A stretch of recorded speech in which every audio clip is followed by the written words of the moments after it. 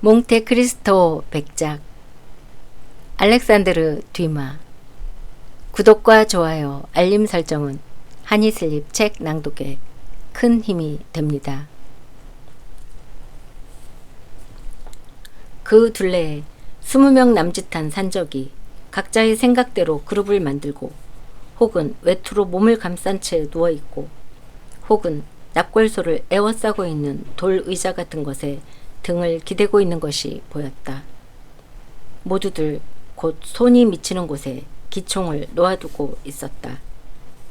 구석 쪽에는 파수꾼 하나가 희미한 그림자처럼 말없이 출입구 비슷한 곳의 앞을 이리저리 왔다 갔다 하고 있었다. 그곳이 출입구라는 것도 그곳 일대의 어둠이 한층 더 짙어졌기 때문에 가까스로 그것임을 알 수 있었다. 백작은 프랑츠가 이 기막힌 광경을 충분히 바라보았을 것으로 간주하고 입술에 손가락을 대어 말을 하지 말라고 신호했다. 그리고 통로로부터 납골소로 통하는 세단의 층계를 올라가 가운데 아케이드를 통해 방으로 들어가 반파 쪽으로 다가갔다. 반파는 책을 열심히 읽고 있었기 때문에 백작의 발소리를 전혀 듣지 못했다. 누구냐? 하고 반파만큼은 정신을 빼앗기고 있지 않던 파수꾼이 램프의 불빛으로 무언가 사람의 그림자 같은 것이 수령의 등 뒤에 크게 번지는 것을 확인하고는 소리 질렀다. 이 고함 소리에 반파는 퍼뜩 일어나며 허리에서 권총을 뽑아 들었다. 순식간에 산적들이 일제히 일어나 20정의 기총이 그 총구를 백작 쪽으로 들이댔다. 왜들 그러나? 하고 백작은 냉정하기 이를 데 없는 목소리로 얼굴 근육 하나 움직이지 않고 침착하게 말했다. 왜 그러나 반파군. 친구를 맞이하는 자세치고는 너무 어마어마하군 그래. 총을 내려. 하고 수령은 한쪽 손으로 명령의 신호를 내림과 동시에 다른 한쪽 손으로 공손하게 모자를 벗었다. 그리고는 이 모든 장면의 주역인 불가사의한 인물 쪽을 돌아보며 죄송합니다 백장님 하고 말했다. 찾아오시리라고는 꿈에도 생각하지 못했기 때문에 그만 결례를 했습니다. 자네는 무슨 일이든 곧잘 잊어버리는 것 같군 반파 하고 백작이 말했다. 사람의 얼굴뿐만 아니라 주고받는 약속까지도 잊어버린 것 같으니 말이야. 대체 어떤 약속을 제가 잊었다고 하시는 건지요 백장님? 하고 산적은 만일 자기가 잘못을 저질렀다면 당장에 그것을 보상하지 않으면 미안해서 견딜 수 없다는 듯한 태도로 물었다. 이런 약속이 아니었던가? 하고 백작이 말했다. 나 자신뿐만 아니라 내 친구에 대해서도 손가락 하나 건드리지 않겠다고 말이야. 그런데 어떤 점에서 제가 그 약속을 어겼다고 하시는 건지요, 카카.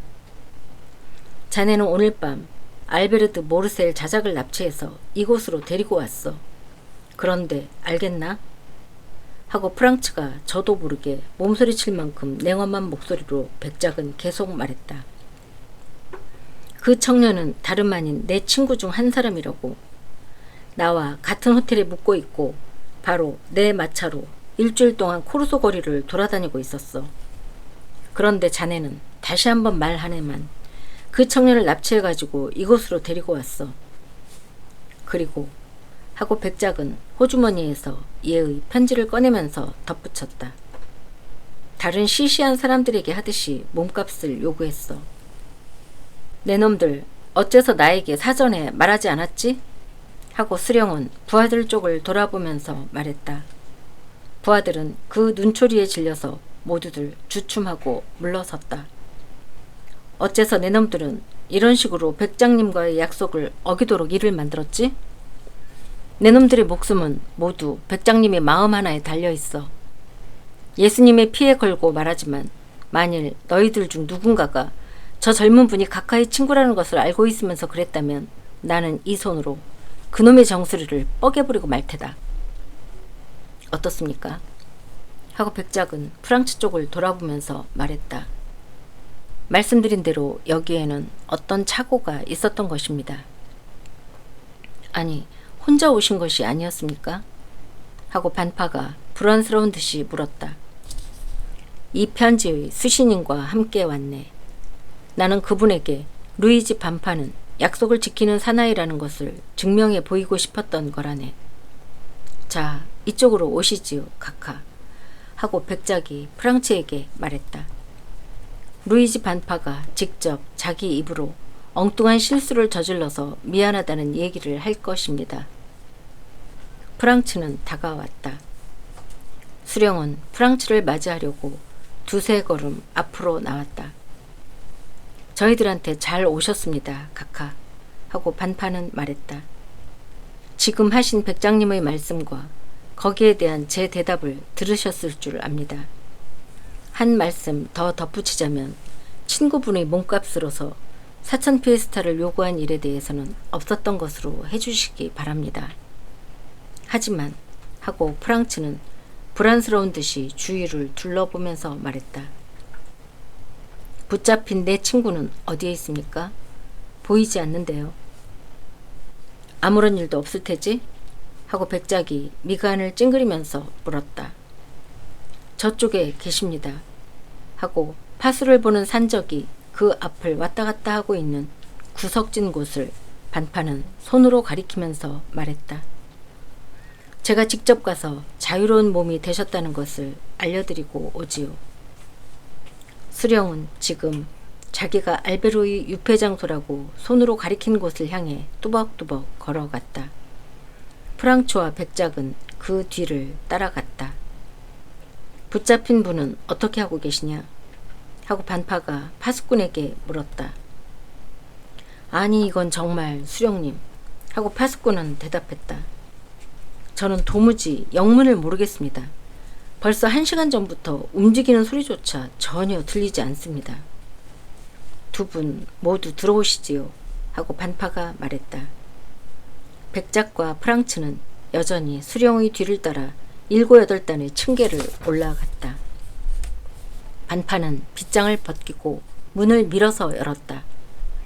그러자 납골소를 비추고 있던 것과 똑같은 램프의 불빛 그늘에서 알베르가 한 산적으로부터 빌린 외투를 몸에 두른 채 한쪽 구석에 누워 세상 모르고 잠자고 있는 것이 보였다. 허! 하고 백작은 그 특유의 미소를 지으면서 말했다. 아침 7시에 총살당하게 되어 있는 사람치고는 꽤 대단하군. 반파는 잠들어 있는 알베르를 감탄한 듯한 모습으로 물끄러미 바라보고 있었다.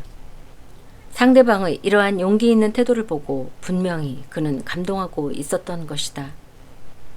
말씀하시는 그대로입니다, 백장님. 하고 그는 말했다. 이분은 과연 친구분이라고 할 만한 데가 있는 것 같습니다. 그리고 나서 그는 알베르 옆으로 다가가 어깨에 손을 얹고 카카 하고 말했다. 이제 그만 깨어나시지요. 알베르는 두 팔을 뻗어 눈꺼풀을 비비고 그런 다음 눈을 떴다. 아니 이건 하고 그는 말했다. 자네였나 두목? 좀 더 잠을 자게 그냥 두지 않고 멋진 꿈을 꾸고 있었는데 토르로냐의 저택에서 쥐 백작 부인과 갤롭춤을 추는 꿈을 꾸고 있었단 말일세. 그는 시간이 가는 것을 자기가 확인할 수 있기 위해 특별히 부탁해서 남겨놓았던 시계를 끄집어냈다. 아직 1시 반 아닌가? 하고 그는 말했다. 대체 무엇 때문에 이런 시간에 사람을 깨우고 야다닌가? 자유로운 몸이 되셨다는 것을 말씀드리기 위해서입니다, 카카. 이보게. 하고 알베르는 그야말로 태평스러운 어조로 말했다. 앞으로는 대나폴레옹의 이런 명언을 잘 기억해 두게. 나쁜 소식이 아니면 나를 깨우지 말라 라는 말 말이야. 그대로 잠을 자게 두었으면 갤롭춤을 끝까지 출 수 있었을 텐데, 그랬으면 평생을 두고 자네에게 감사했을 텐데, 그렇다면 몸값을 지불해 주었단 말인가? 아닙니다, 카카. 그럼 어째서 자유로운 몸이 되었지? 저로서는 어떤 명령이라도 무조건 승복할 수밖에 없는 어떤 분이 카카의 신병을 인수하러 오셨습니다. 여기까지? 네, 여기까지요. 그 정말 무척 친절한 사람이로군. 그 어떤 분이란 양반은. 알베르는 주위를 둘러보다가 프랑츠가 거기에 있는 것을 확인했다. 난 또 하고 그는 말했다. 자네였군 그래 프랑츠군. 이렇게까지 애를 써준 것은? 내가 아닐세 라고 프랑츠가 대답했다.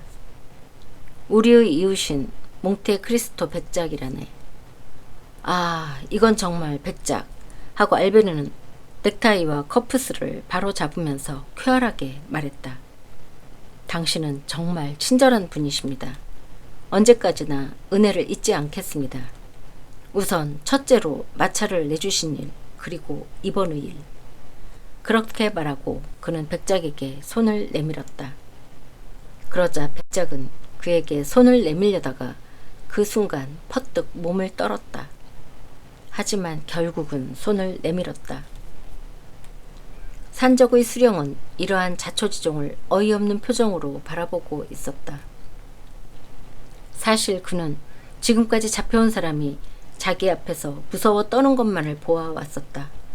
그런데 여기에 한 사람, 타고난 장난기를 조금도 잃지 않는 사람이 있었던 것이다. 프랑츠는 산적 앞에서도 알베르가 프랑스인으로서의 명예를 지켜준 데에 몹시 만족해하고 있었다. 알베르군 하고 프랑츠가 말했다. 자네만 서둘러주면 우리는 아직도 토르로냐 저택에 가서 밤을 새울 만한 여유가 있는데 말이야. 도중에 그만둔 갤롭춤을 마저 출 수가 있지. 그렇게 되면 이번 사건에 대해서 그야말로 신사적으로 행동해준 루이지 카카에 대해서 앞으로도 원망을 품지 않아도 될 텐데 말이야. 그렇겠군 하고 알베르는 말했다. 자네 말이 옳아. 2시까지는 그쪽에 도착할 수 있을 테지 루이지 카카 하고 알베르는 계속했다. 여기서 떠나려면 아직도 뭔가 절차를 밟아야만 하는가요? 아무것도 필요 없습니다 하고 산적은 대답했다. 이젠 그야말로 바람처럼 자유롭습니다. 그렇다면 즐겁고 유쾌하게 보내기로 하지. 자, 여러분 가십시다. 그렇게 말하고 알베르는 프랑츠와 백작 앞에 서서 층계를 내려서고 네모난 큰 홀을 가로질렀다. 산적들은 모두 일어서서 모자를 손에 들고 있었다. 페피노 하고 수령이 말했다. 횃불을 이리 주게. 왜 대체 무얼 하려고? 하고 백작이 물었다. 바래다 드리려는 겁니다. 하고 수령이 말했다. 카카에 대한 저희들의 최소한의 성의입니다. 그렇게 말하고 그는 양치기인 페피노의 손에서 불이 당겨진 횃불을 받아들고 손님들 앞에 서서 걷기 시작했다. 그것은 비굴하게 사명을 다하는 하인의 태도가 아니라 대사들을 거느린 왕과도 같은 태도였다. 출구까지 오자 그는 고개를 숙였다. 여기에서 다시 한번 백장님 하고 그는 말했다. 새삼 사과드리는 바입니다. 이번의 일은 이것으로 완전히 잊어주시리라고 생각합니다만 물론이지 반파군 하고 백작은 말했다. 더욱이 자네는 매우 신사적인 태도로 과오를 보상해 주었어. 덕분에 나는 자네가 과오를 저지른 것을 오히려 감사하고 싶을 정도라네. 두분 나으리 하고 수령은 두 사람의 청년 쪽을 돌아보면서 말했다. 별로 달가운 초청은 아닐는지도 모르겠습니다만 만일 언제든 찾아주실 의향이 계시다면 설사 어디에 있더라도 크게 환영하겠습니다. 프랑츠와 알베르는 인사를 했다. 백작이 맨 먼저 밖으로 나가고 알베르가 거기에 따랐다. 프랑츠가 마지막에 남았다. 카카는 뭔가 저에게 물어보고 싶으신 것이 있는 모양입니다만 하고 반파는 미소를 지으면서 말했다. 사실은 그렇다네 하고 프랑츠가 대답했다. 우리가 찾아왔을 때 자네가 그렇게 열심히 읽고 있던 책이 무엇인지 알고 싶다네. 케사르의 갈리아 전기입니다 하고 산적은 말했다. 그건 제가 애독하는 책입니다. 이봐, 안 오는 건가? 하고 알베르가 물었다. 갈게 하고 프랑츠가 대답했다. 지금 곧 갈게.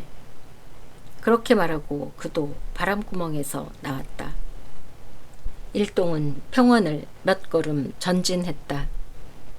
아, 잠깐 실례 하고 말하고 알베르가 되돌아갔다. 빌려주겠소, 두목? 그렇게 말하고 그는 반파의 횃불에서 걸련에 불을 붙였다. 자, 백작 하고 알베르는 말했다. 서둘러 가십시다. 나는 무슨 일이 있어도 오늘 밤은 브라차노 공장네 집에서 지내고 싶습니다. 아까 두고 온 자리에 마차가 기다리고 있었다. 백작이 뭐라고 한마디 아랍어로 알리에게 말하니까 말은 전속력으로 달리기 시작했다. 두 사람의 친구가 무도실로 되돌아온 것은 알베르의 시계로 꼭 2시였다. 두 사람이 되돌아온 것은 대단한 사건이었다. 그러나 두 사람이 함께 방으로 들어섰으므로 알베르에 대해서 사람들이 품고 있던 불안도 순식간에 사라졌다. 부인 하고 알베르는 백작 부인 쪽으로 다가가서 말했다. 어제 부인은 나와 갤롭춤을 추어주시겠다고 약속하셨습니다. 그 친절한 약속을 지켜달라고 부탁하기에는 조금 지각을 했지만 거짓말을 하지 않는 사나이라는 것을 부인도 알고 계시는 이 친구가 이 지각은 내 탓이 아니라는 것을 보증해 주리라고 생각합니다. 그리고 그때 마침 음악이 왈츠의 신호를 보냈기 때문에 알베르는 백작 부인의 허리에 팔을 돌리고 부인과 함께 춤의 소용돌이 속으로 휩쓸려 돌아갔다. 그러는 동안 프랑츠는 알베르가 몽테크리스토 백작에게 손을 내밀었을 때 이를테면 강요당했을 때처럼 백작의 전신을 휩쓸었던 그 이상한 전율에 대해서 생각하고 있었다. 다음 날 알베르는 깨어나자마자 프랑츠에게 백작을 찾아가 보지 않겠느냐고 말했다. 전날 밤에 이미 인사는 차렸지만 어젯밤 같은 친절에 대해서는 거듭 고맙다는 말을 해야 할 필요가 있다는 것을 그는 알고 있었다. 프랑츠 역시 공포가 뒤섞인 매력으로 몽테크리스토 백작에 이끌리고 있었기 때문에 알베르 혼자만 백작에게 보내고 싶지는 않았다.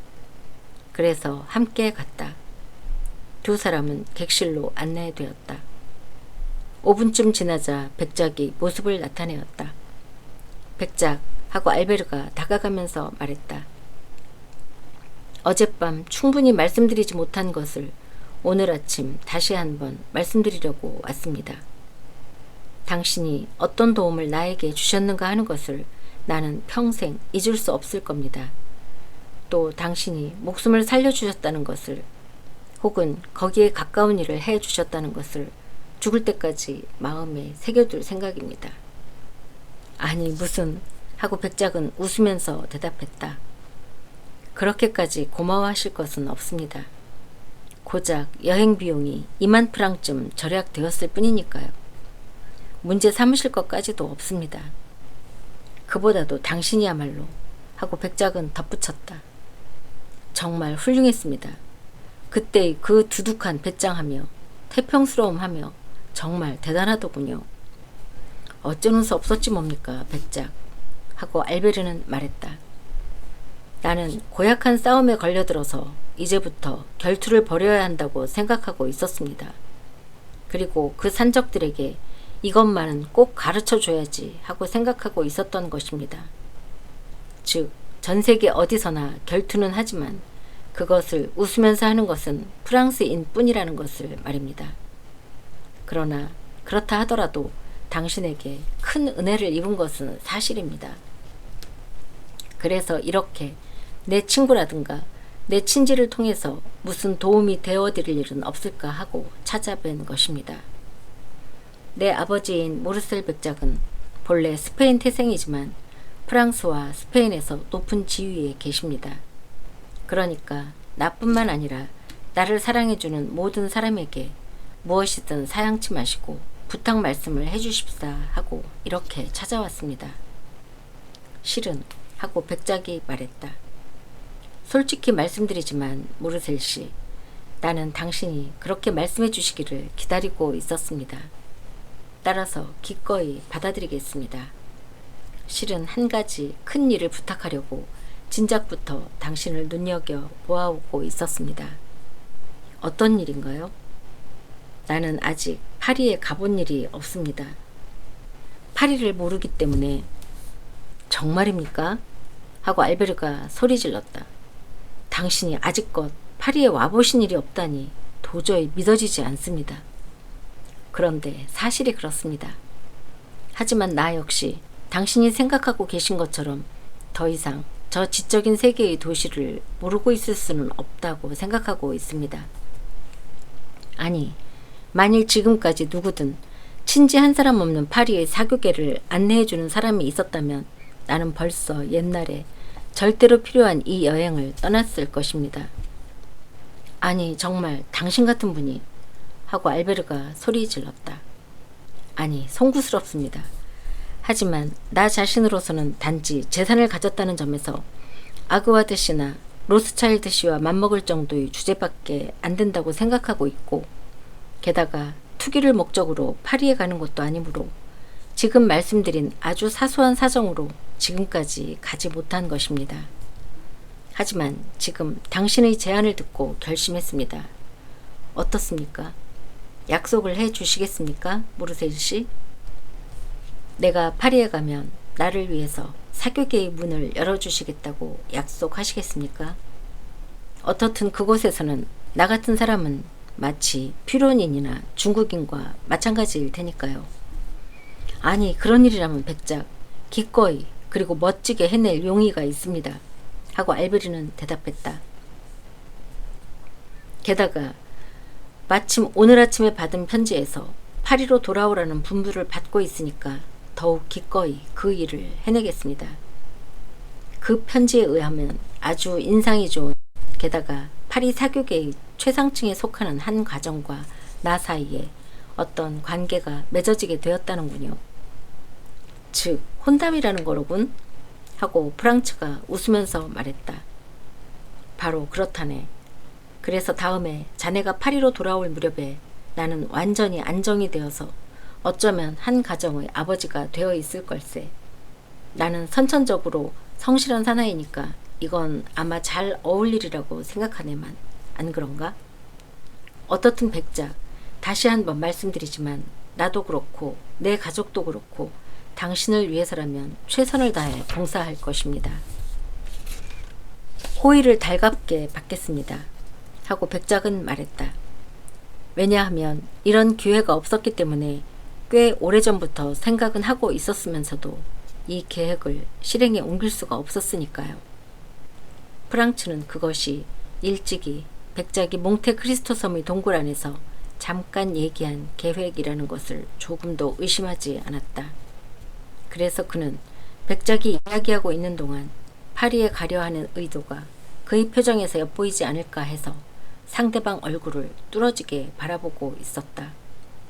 그러나 이 인물의 심중을 꿰뚫어 본다는 것은 특히 그것이 미소로 감춰져 있을 때는 매우 어려운 일이었다. 하지만 말입니다, 백작. 하고 알베르는 백작 같은 인물을 소개할 수 있게 된 데 완전히 우쭐해져서 말했다.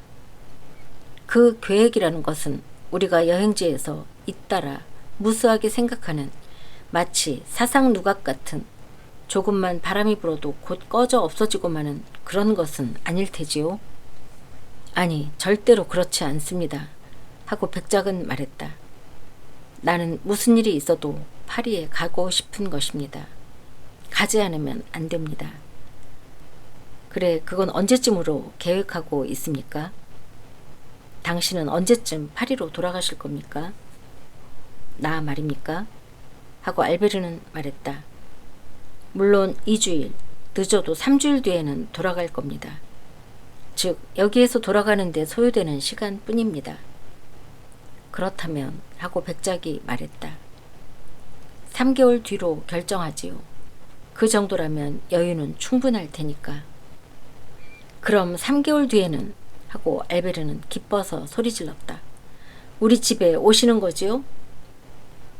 몇 월 며칠 몇 시라는 식으로 분명히 결정할까요? 하고 백작이 말했다. 말해두지만 나는 시간 약속에는 무척 정확한 사람입니다. 몇 월 며칠 몇 시라는 식으로 말입니까? 하고 알베르가 말했다. 나로서는 이의가 없습니다. 그럼 그렇게 합시다. 하고 백작은 거울 앞에 걸려있는 달력을 가리켰다. 오늘은 하고 그는 말했다. 2월 21일이지요? 그러면서 시계를 꺼내들고 지금 오전 10시 반입니다. 그럼 5월 21일 오전 10시 반에 기다려 주시겠습니까? 좋습니다. 하고 알베르는 말했다. 오찬 준비를 해 놓겠습니다. 댁은 어디지요? 에르데 거리 27번지입니다. 아직 방 하나에 살고 계시겠죠? 폐가 되지는 않을까요? 아버지 집에 살고 있기는 하지만 그래도 완전히 떨어진 마당 뒤쪽에 있는 방이니까요. 좋습니다. 백작은 수첩을 꺼내어 에르데 거리 27번지 5월 21일 오전 10시 반이라고 적어 넣었다. 그럼 하고 백작은 수첩을 호주머니에 넣으면서 말했다. 안심하십시오. 댁의 시계 바늘도 내 것보다 더 정확하지는 못할 테니까. 떠나기 전에 다시 한번 뵐 수 있을까요? 하고 알베르가 물었다. 그건 그때 가봐야 알겠지만 언제 떠나지요? 내일 오후 5시에 떠납니다. 그렇다면 지금 여기서 작별 인사를 드리겠습니다. 실은 나폴리에 볼 일이 있어서 토요일 저녁이나 일요일 아침이 아니면 이곳에 돌아올 수가 없기 때문이에요. 그런데 당신도 하고 백작은 프랑츠를 향해 물었다. 역시 떠나시나요, 남자? 네. 프랑스로? 아니요, 베네치아로 갑니다. 나는 아직도 1년이나 2년은 이탈리아에 있을 겁니다. 그럼 파리에서는 뵐 수가 없겠군요. 유감입니다만 그렇게 되지 않을까 생각합니다. 그렇다면 두 분 모두 안녕히 가십시오. 하고 백작은 두 친구에게 각각 손을 내밀면서 말했다. 프랑츠가 이 인물의 손을 만진 것은 이번이 처음이었다. 그는 오싹하고 몸을 떨었다. 왜냐하면 그 손이 죽은 사람의 손처럼 싸늘했기 때문이다. 그럼 다시 한번 말씀드립니다만 하고 알베르가 말했다. 분명히 정해진 겁니다. 에르데 거리 27번지 5월 21일 오전 10시 반이라고. 5월 21일 오전 10시 반 에르데 거리 27번지 하고 백작이 되풀이했다. 그래서 두 청년은 백작에게 인사를 하고 나갔다. 대체 어떻게 된 거야? 하고 알베르는 방으로 돌아오자 프랑츠에게 말했다. 몹시 걱정스러운 표정을 하고 있으니 하고 프랑츠가 말했다. 실은 그렇다네. 백작은 알 수 없는 인물이지 않은가? 그래서 그 사람이 자네와 파리에서 만나기로 약속한 것이 나는 걱정된다네. 약속을 한 것이 걱정된다고? 이봐, 자네 조금 머리가 이상해진 것 아닌가, 프랑츠군? 하고 알베르가 소리 질렀다. 하는 수 없는 일이지 뭐. 하고 프랑츠가 말했다. 머리가 어떻게 됐는지 어떤지는 모르지만 어떻든 걱정이 된단 말일세. 이것 봐. 하고 알베르가 말했다. 자네에게 이런 말을 할 수 있는 기회가 생겨서 나로서는 반갑네만 보아하니 자네는 지금까지 언제나 백작에 대해서는 꽤 냉담했었지. 하지만 반대로 백작 쪽에서는 우리들에게 그야말로 더할 나위 없이 친절한 태도를 보여주었어. 자네는 뭔가 백작에 대해 특별한 앙심이라도 품고 있는 것 아닌가? 글쎄, 그럴지도 모르지. 여기서 만나기 전에 어딘가에서 만난 적이 있었나? 그렇다네. 어디서? 이제부터 얘기하는 것은 다른 사람에게 한마디도 말하지 않겠다고 약속해 주겠나? 약속하지. 명예를 걸고 맹세하겠나? 명예를 걸고 맹세하지. 좋아, 그럼 얘기하지. 그래서 프랑츠는 알베르에게 얘의 몽테크리스토 섬까지 원정했던 일, 그리고 거기에서 밀수꾼의 무리와 만났고 다시 그 무리 속에 있던 두 사람의 코르시카 산적과 만난 경위를 얘기해 주었다. 특히 저 천일 야화의 동굴 속에서 백작이 꿈과 같은 기막힌 접대를 해준 사실을 상세하게 이야기했다. 만찬에 대한 것, 하시시에 대한 것, 조상에 대한 것, 현실과 꿈에 대한 것, 그리고 다음날 아침 깨어났을 때는 수평선 아드키 포르토베코를 향해 항진해가는 작은 요트 그림자를 제외하고는 그러한 모든 일들의 증거도 흔적도 하나 남아있지 않았다는 사실 등을 얘기해 주었다. 그리고 로마에서의 일, 콜로세움에서의 밤의 일, 몰래 엿들은 대화, 즉 페피노에 관해서 백작과 반파가 나눈 대화에서 백작이 페피노의 특사를 얻어내겠다고 확약한 일, 그리고 그 약속을 이미 독자제군도 알고 있듯이 백작이 얼마나 멋지게 수행했는가 하는 것 등을 이야기했다. 그리고 그는 마침내 어젯밤의 사건에 대한 이야기를 했다. 몸값의 액수를 채우는 데는 6,700 피에스타가 모자란다는 것을 깨달았을 때의 곤혹스러웠던 일, 그리고 백작에게 은원해 보리라고 문득 생각한 일, 그 생각이 이러한 만족할 만한 훌륭한 성과를 나타내기에 이르렀다는 것을 상세히 이야기했다. 알베르는 프랑츠의 이야기를 열심히 듣고 있었다. 그래서 대체 하고 그는 프랑츠의 이야기가 끝나자 대뜸 말했다. 지금 한 이야기 어디에 이상한 대목이 있다는 말인가? 백작은 여행가이고 돈이 많으니까 자기 배를 가지고 있는 거지. 포치머스나 세잔프턴에 가보게. 그와 비슷한 변덕스러운 도락을 가진 영국 부자들의 요트로 항구가 꽉 차 있으니까. 몽테크리스토 섬만 하더라도 한가로운 여행 도중의 쉼터이지. 나는 최근 4개월, 자네는 4년 동안이나 이곳에서 줄곧 먹어와야 했던 역겨운 요리를 먹지 않아도 되게끔, 또 잠도 편히 잘 수 없는 이런 지독한 침대에 눕지 않아도 되게끔 백작은 몽테크리스토 섬에 쉼터를 하나 만들어 제대로 된 설비를 갖추어 놓았을 뿐이라고. 설비가 다 갖추어지자 만일 토스카나 정부로부터 추방이라도 당하게 되어 들인더니 허사가 되지는 않을까 해서 백작은 섬을 고스란히 사들이고 스스로 섬의 이름을 자신의 이름으로 부르기로 한 것일 테지. 이보게 자네, 잘 생각해보게. 우리가 알고 있는 사람 중에서 한 번도 가져본 적이 없는 땅 이름까지 자신의 이름으로 내세우고 있는 무리가 얼마나 많은가를. 하지만 하고 프랑츠는 말했다. 일행 중에 코르시카에 산 적이 있었다는 것은? 뭐 그런 것은 별로 이상할 것도 없지. 누구보다도 자네 자신이 잘 알고 있을 테지, 응? 코르시카에 산 적은 도적이 아니라 무슨 복수라도 했다가 자기의 고장이나 마을에서 쫓겨난 단순한 수배자일 뿐이야. 그러니까 놈들을 만난다고 해서 체면에 관계되는 일은 아니야. 나부터도 코르시카 섬에 갈 일이 생기면 총독이나 지사에게 소개받기 전에 우선 콜롬비아의 산적을 소개받을 걸세. 물론 줄이 닿았을 때 얘기지만 그 무리들은 아마도 멋있을 걸세. 하지만 반파와 그 일당은? 하고 프랑츠는 말했다. 그 무리들은 돈을 빼앗기 위해 사람을 붙들어가는 산적이라고. 자네도 그것은 부정하지 못할 텐데 그런 패거리에게 백작이 세력을 가지고 있다는 것을 자네는 어떻게 생각하지? 이것 보게나. 나는 그 세력 덕분에 목숨을 건졌기 때문에 너무 파고들어서 그 문제를 따지고 싶지는 않네. 그러니까 자네처럼 중대한 죄라고 말하면서 백작을 비난하지 않고 관대하게 보아 넘긴다고 해도 자네는 인정해 줄 테지? 내 목숨을 살려주었다고 말하면 아마 지나친 말이 될 테지만 어떻든 4,000 피에스트라는 돈을 내주지 않아도 되었으니까. 4,000 피에스타라고 하면 프랑스 돈으로 24,000 프랑이라는 거액이니까.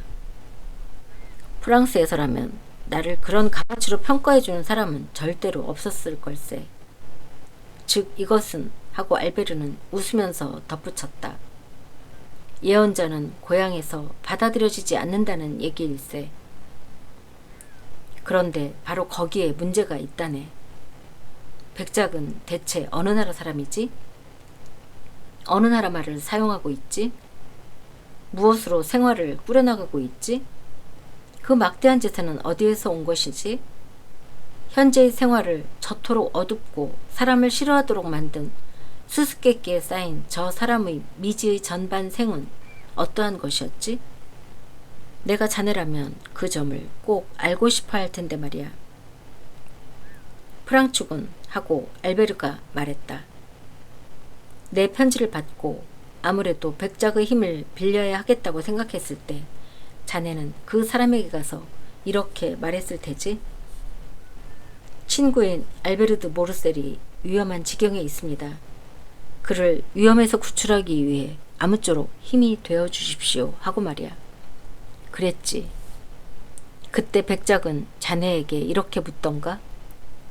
알베르드 모르셀 씨란 누구지요? 그 사람의 이름의 유래는? 그 사람의 재산은 어디에서 온 거지요? 무엇으로 생활을 꾸려나가고 계시지요? 국적은 어디인가요? 태생은 어디지요? 라고 말일세. 그런 것을 그 사람이 묻던가? 응? 아니, 그런 일은 묻지 않았어, 확실히. 그 사람은 그냥 와주었어. 그리고 반파군의 손에서 나를 구출해 주었어. 그곳에서 나는 자네가 말하듯이 겉으로는 그야말로 활달하게 행동하고 있었지만 솔직히 말해서 마음속으론 몹시 겁을 먹고 있었다네. 그런데 이보게, 그 정도의 일을 해 주었으면서 그 답례로서 나에게 부탁한 것은 지나던 길에 파리에 들르는 저 많은 러시아나 이탈리아의 공작에게 누구나 매일처럼 해주고 있는 일, 즉 사교계에 소개시켜주는 일이라네. 그런데도 그것을 거절하라는 건가? 농담일 테지, 프랑츠. 자네는 머리가 어떻게 된 거라고. 여느 때와 달리 이번만은 알베르 쪽이 이치에 닿는 말을 하고 있었다고 밖에 말할 수 없다. 그렇게 말한다면 하고 프랑츠는 한숨을 쉬면서 말했다. 하고 싶은 대로 하는 수밖에 없겠지. 자네가 지금 한 말은 솔직히 얘기해서 하나하나가 모두 그럴듯하니까. 하지만 그렇더라도 역시 몽테크리스토 백작은 기괴한 인물일세. 몽테크리스토 백작은 자선가라네. 무슨 목적으로 파리에 온다는 얘기는 하지 않았지만 실은 말일세.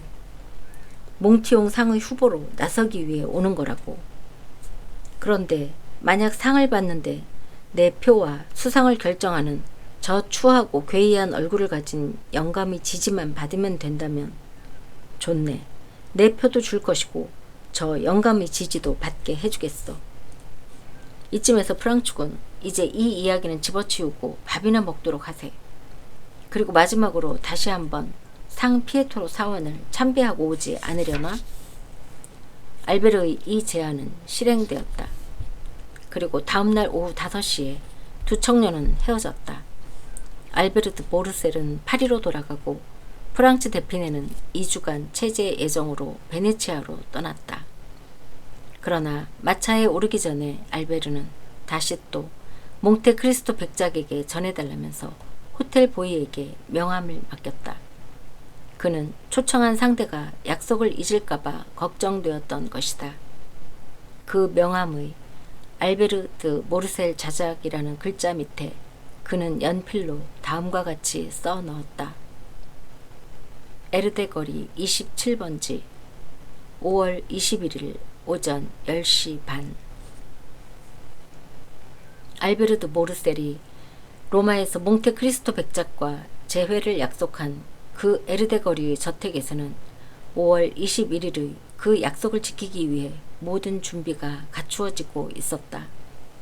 알베르드 모르셀은 넓은 앞들 한 모퉁이 하인용 건물과 마주보고 있는 별채에 살고 있었다. 이 별채의 창문은 2개만이 가로에 면하고 있었고 다른 3개는 앞들을, 측면의 다른 2개는 정원을 향해 열려 있었다.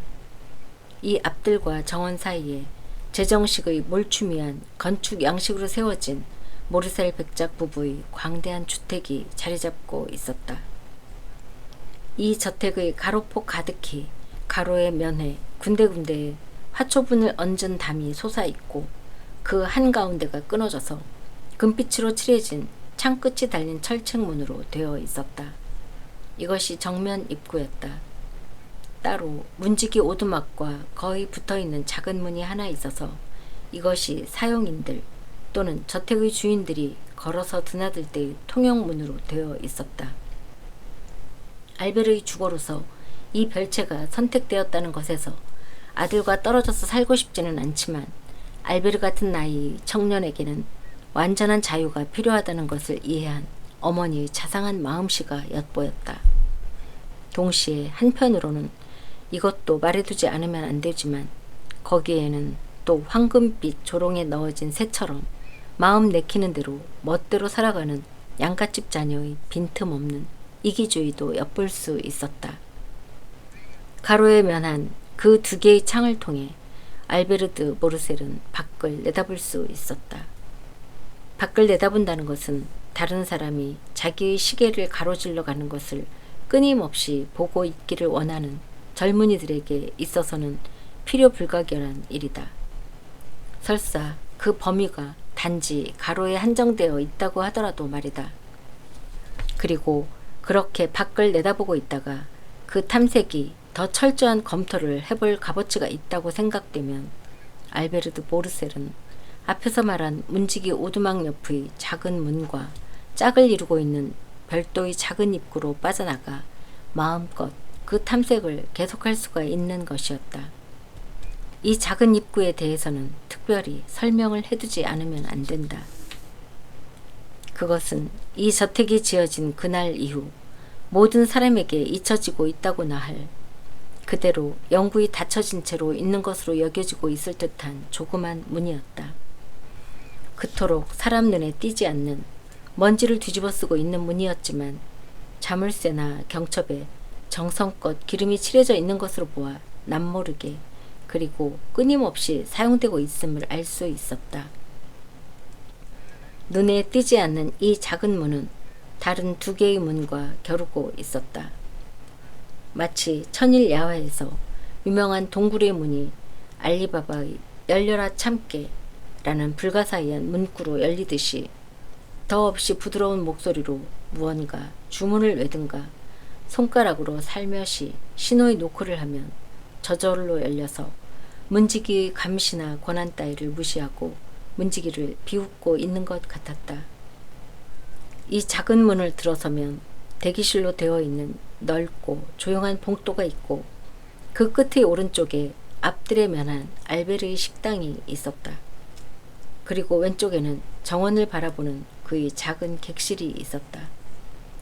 이 두 방만이 1층에 있기 때문에 버릇없는 눈에 의해 엿보임을 당할 우려가 있었으나 나무라든가 덩굴풀이 창문 앞에 부채살 모양으로 퍼져 있기 때문에 그 내부는 앞뜰에서도 정원 쪽에서도 보이지 않게 되어 있었다. 2층에는 역시 이것과 똑같은 방이 2개 있고 다시 아래층 대기실 위에 방이 또 하나 있었다. 그 3개의 방은 객실, 침실, 그리고 거실로 되어 있었다. 아래층 객실은 담배를 피우는 사람들을 위한 알제리아 풍의 쿠션이 달린 긴 의자의 방이라고 해도 좋았다. 2층의 거실은 침실과 통할 수 있게 되어 있었고 다시 숨겨진 문에 의해 층계와 통하고 있었다. 모든 것이 빈틈없이 짜여져 있음을 이것으로도 알 수 있다. 이 2층의 위 전체는 벽이나 간마기를 제거한 넓은 아틀리에로 되어 있어서 예술가와 멋쟁이가 서로 힘을 겨루고 있는 수라장 같은 모습을 나타내고 있었다. 거기에는 알베르가 차례로 변덕을 일으켜 손에 넣은 것이 수장되어 있고 쌓아 올려져 있었다. 사냥 나팔이 있는가 하면 각종 저음 악기나 피리 종류에서부터 관현악의 악기 한 벌이 갖추어져 있었다. 그것은 알베르가 한때 음악 춤이라기보다 오히려 도락을 가지고 있었기 때문이다. 또 이젤이나 팔레트 그리고 파스텔도 있었다. 그것은 음악 도락에 이어 한때는 그림에 몰두했었기 때문이다. 그리고 다시 펜싱의 연습칼, 복싱 글러브, 또 목검이나 온갖 종류의 지팡이 등도 있었다.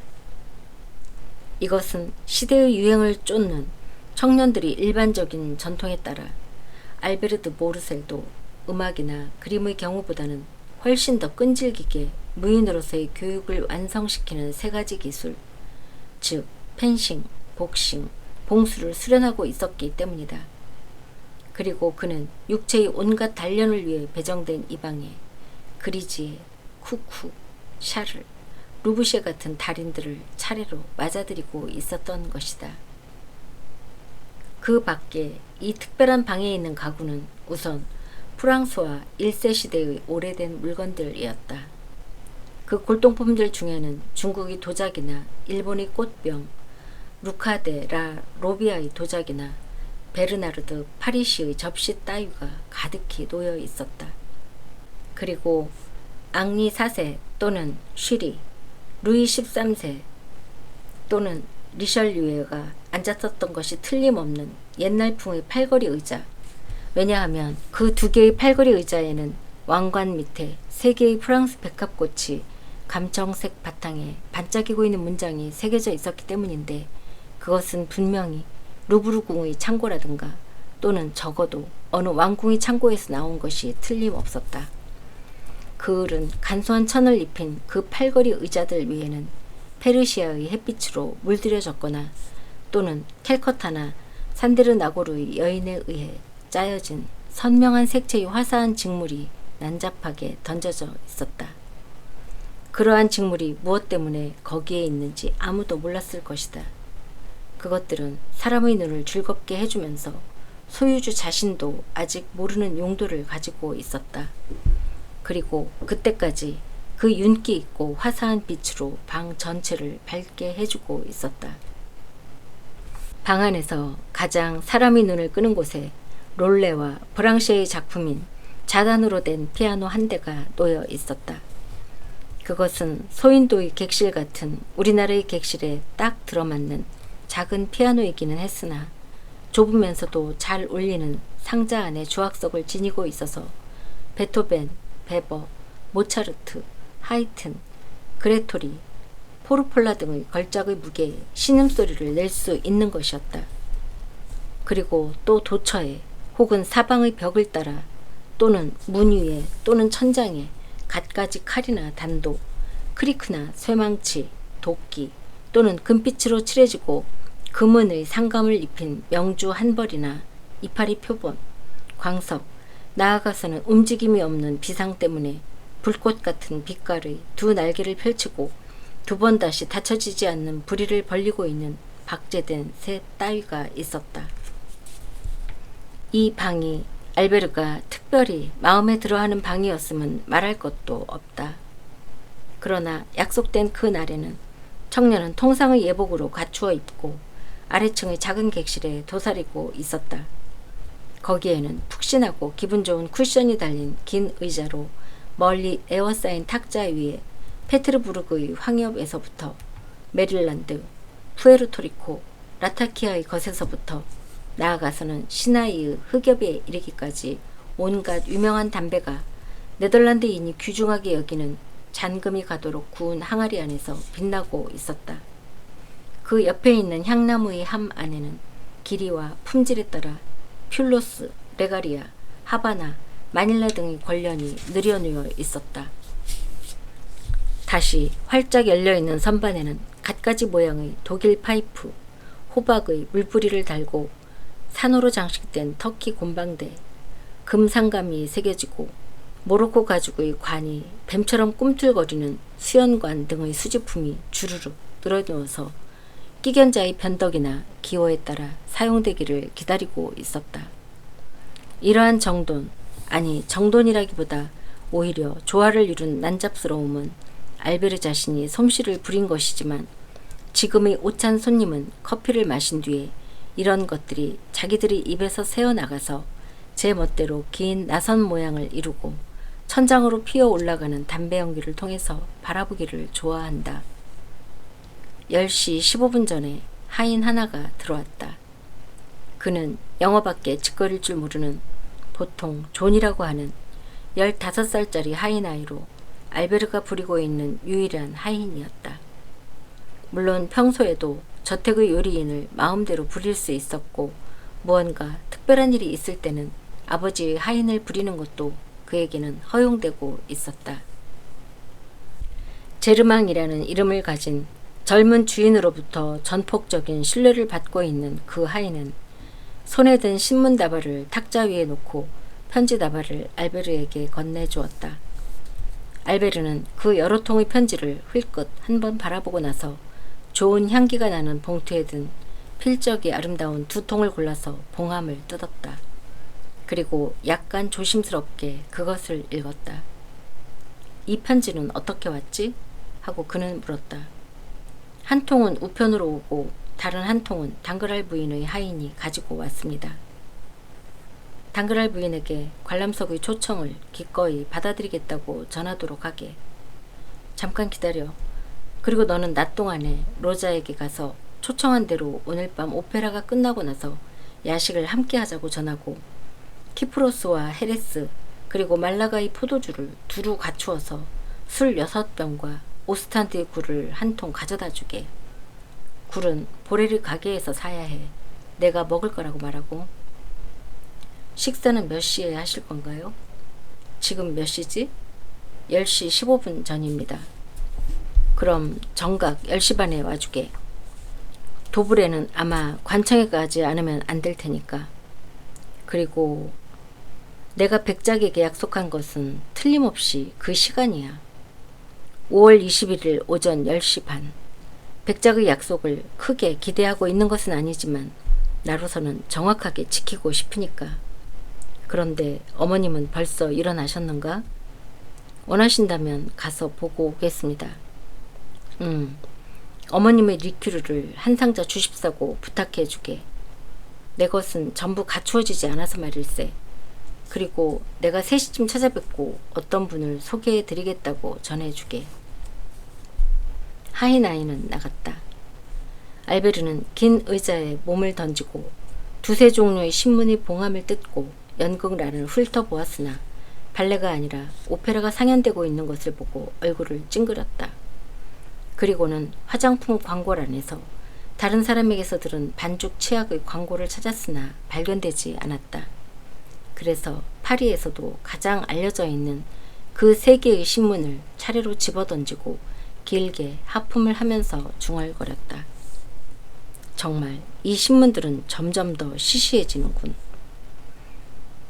바로 그때 한 대의 경쾌한 마차가 문 앞에 와서 멎었다.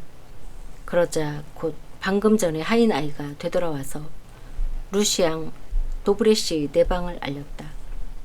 금발, 창백한 얼굴, 자신의 찬 잿빛 눈, 얇고 차가운 입술을 가진 몸집 큰 청년이 조각된 금단추를 단 푸른 연미복에 하얀 넥타이를 메고 명주실로 매단 대목 앞 코양경을 끼고 웃음기 없는 얼굴로 말없이 들어섰다. 여어 루시앙 어서 오게 하고 알베르가 말했다. 자네의 정확성에는 정말 놀라겠군. 아니 정확할 정도가 아니야. 어차피 제일 늦게 나타나리라고 생각하고 있던 자네가 10시 5분 전에 찾아오다니. 분명히 정한 시간은 10시 반인데 말이야. 놀라운 일이야. 설마 내각이 무너진 것은 아닐 테지? 아니 이 사람아 하고 청년은 긴 의자에 몸을 파묻으면서 말했다. 안심하게. 노상 건들거리기는 하지만 절대로 쓰러지지는 않을 테니까. 게다가 나는 오로지 안정을 향해서 가고 있다고 믿기 시작했다네. 언젠가 스페인의 사건이 완전히 우리의 입장을 확고부동한 것으로 만들어줄 것이라는 것은 별도로 치고라도 말일세. 아, 그렇지. 자네들은 돈 카를로스를 스페인에서 추방하려 하는 거지. 그게 아닐세, 이 사람. 혼동해서는 안 되네. 우리는 그를 프랑스의 국경 너머에서 다시 데리고 와서 부르주에다 엄숙하게 모시려는 걸세. 부르주에다? 그래, 돈 카를로스로서도 군소리가 있을 턱이 없지. 왜냐하면 부르주는 샤를 7세의 수도이니까. 어째서 자네는 이 얘기를 모르고 있었나? 어제부터 파리 시내에 온통 알려져 있었는데 더욱이 이 사실은 주식거래소에는 엊그제부터 새나가고 있었다네. 왜냐하면 당그랄 씨가 어떤 수단으로 우리와 동시에 정보를 입수하고 있는지 나는 모르지만 예측 매입을 해서 벌써 100만가량이라 벌어들였으니까. 자네도 어쩐지 새 훈장을 받은 것 같군. 가슴의 훈장 장식에 또 하나 푸른 약수가 늘어나는 것 아닌가? 뭐 샤를 3세 대훈장을 받았네만 하고 도보레는 아무렇지도 않다는 듯이 대답했다. 괜찮으니까 그렇게 무관심한 태도를 하지는 말게. 그것을 받아서 기쁘다고 솔직히 털어놓게. 확실히 기쁜 것은 틀림없어. 멋을 부리는데 보태면 되지. 대훈장은 단추가 달린 검은 연미복에는 잘 어울리니까 정말 멋이 있지. 게다가 하고 알베르는 싱글싱글 웃으면서 말했다. 프린스 오브 웨일즈나 라이슈타트 공작처럼 보일 테니까. 이렇게 이른 아침부터 자네 집에 온 것은 실은 그 때문일세. 샤를 3세 대훈장을 받았으니까 그 기쁜 소식을 나한테 전하려고 말인가? 그렇지 않다네. 어젯밤 편지를 발송하느라 꼬박 밤을 새웠어. 급히 발송할 외교문서 25통이나 말일세. 오늘 아침 새벽녘에 집에 돌아가서 잠을 자려고 했지만 머리가 아파서 잠을 잘 수가 있어야지. 그래서 일어나서 1시간쯤 말을 탔지. 그런데 브로뉴까지 오니까 따분해짐과 동시에 배가 고프더군. 이 두 가지 적이 동시에 찾아오는 일은 좀처럼 없는 일이지만 그것이 손을 맞잡고 엄습해 오더라고. 이를테면 돈 카를로스 당과 공화파의 동맹군이라고나 할까. 그때 오늘 아침 자네 집에서 한턱 내기로 한 것이 생각나더군. 그래서 이렇게 찾아왔지. 자, 배가 고파 못 견디겠네. 뭔가 먹여주게. 그리고 따분하네. 뭔가 재미있는 얘기를 들려주게. 그건 주인으로서의 내 역할일세, 여보게. 하고 알베르는 초인종을 눌러 하인을 부르면서 말했다. 루시앙은 터키 돌이 박힌 금 손잡이가 달린 지팡이 끝으로 펼쳐진 채로 있는 신문을 퉁겨버렸다. 제르망, 헤레스 한 잔과 비스킷을 가져다 주게. 이보게 루시앙, 음식이 나올 때까지 자, 여기에 관련이 있네. 물론 밀수품이지만 말일세. 이걸 맛보게. 그리고 나서 자네네 대신에게 가서 그런 호두잎 같은 것을 선량한 시민들에게 무작정 피우게 하지 말고 이것과 비슷한 것을 만들어 팔도록 권고해 주지 않겠나? 당치하는 소리, 그런 일은 사양하겠네. 자네는 관제품이라면 무엇이든 싫어하면서 마구 깎아내리니까. 게다가 그런 것은 내무성 관할이 아니라 재무성 관할이라네. 간접색깔이 유망씨에게나 말해보게. A복도의 26호실이니까. 정말로 하고 알베르는 말했다. 자네의 지식이 해박한 데는 그저 놀라울 뿐이네. 자, 괜찮으니까 관련을 피워물게. 아, 자작. 하고 루시앙은 도그만 촛대에서 타고 있는 분홍빛 촛불에서 마닐라 관련에 불을 당기고 긴 의자에 몸을 젖히면서 말했다. 자작, 아무것도 할 일이 없는 자네는 얼마나 행복한가? 실제 자네는 자기가 얼마나 행복한지를 모르고 있어. 나의 친애하는 제왕국의 평정자여. 하고 알베르는 가벼운 익사를 담고 말했다. 아무것도 할 일이 없다면 자네는 대체 어떻게 되지? 응? 장관의 특별 비서관으로서 유럽의 큰 음모에도 파리의 작은 책무의 와중에도 휩쓸리고 보호해야 할 왕들이, 아니 그 정도가 아니라 여왕님들이 몇 분이나 계시고 정당도 규합하지 않으면 안 되고 선거도 지휘하지 않으면 안 되고 말이야. 나폴레옹이 칼과 승리로 전장을 지배한 것 이상으로 펜과 전보로 내각을 마음대로 움직이고 있자는가? 봉급 외에 25,000 리브르 연수가 있고 샤토르노가 400루이를 주겠다고 해도 내놓으려 하지 않을 정도의 말을 가지고 있고 바지 맞춤에는 절대로 실수가 없는 양복점을 거느리고 오페라자가 있는가 하면 조키 클럽도 바리에테 좌도 있어. 그런데도 자네는 기분풀이를 할 거리가 없다는 건가? 좋아. 그렇다면 내가 기분풀이를 시켜주지. 어떻게 말인가? 새로운 인물을 소개해 줄게. 남자인가 여자인가? 남자일세. 뭐라고? 남자라면 지겨울 만큼 아는 사람이 많네. 하지만 내가 말하는 것 같은 인물은 모를걸? 그 남자는 어디에서 왔나? 세계의 끝에서라도 왔나? 어쩌면 좀 더 멀리에서 왔을지도 모른다네. 설마 그놈이 우리에게 점심을 가져다 준다는 건 아닐 테지? 아니, 안심하게. 점심은 어머니의 주방에서 만들고 있으니까. 자네는 그렇게도 배가 고픈가? 말하기 창피하지만 실제로 그렇다네. 어제는 빌포르시네 집에서 저녁을 먹었는데 자네는 그걸 깨달은 적이 있나? 그런 재판소 친구들 집의 밥은 아주 맛이 없다는 걸 말이야. 그들은 언제나 마치 뒤가 캥기는 사람들 같단 말이야. 남의 집 식사를 마음껏 헐뜯게. 장관들 집에서만 푸짐하게 먹을 테니까. 글쎄, 하지만 적어도 우리는 제대로 된 인간은 초대하지 않는다네. 사상이 온건하고 무엇보다도 우리 쪽에 유리한 투표를 해줄 시시한 무리를 초대할 필요가 없다면 장관집의 식사 따위는 제발 사양하고 싶네. 사실이라고 이건. 그럼 이보게 해리스를 한 잔 더 하고 비스킷을 하나 더 드는 게 어떤가? 기꺼이 먹겠네. 자네 집의 이 스페인 술은 정말 맛이 좋군. 자네도 우리가 그 나라를 평화롭게 해준 것이 얼마나 올바른 일이었던가를 알 수 있을 테지? 하지만 돈 카를로스는? 돈 카를로스는 보르도주를 마시고 있기만 하면 된다네. 그리고 10년쯤 후에 그 자의 아들을 어디 적당한 왕녀와 결혼시켜 주면 되는 거지.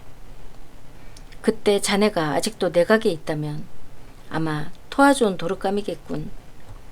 이봐 알베르, 아무래도 자네는 오늘 아침 연막으로 나의 배를 채우게 할 모양이로군.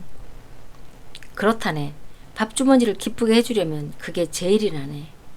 아니 잠깐, 대기실 쪽에서 보샹의 목소리가 들리는군. 자네들 둘이서 토론을 벌이게. 그러면 아마 참을 수 있을 걸세. 무슨 토론을 하란 말인가? 신문에 대한 것이라도.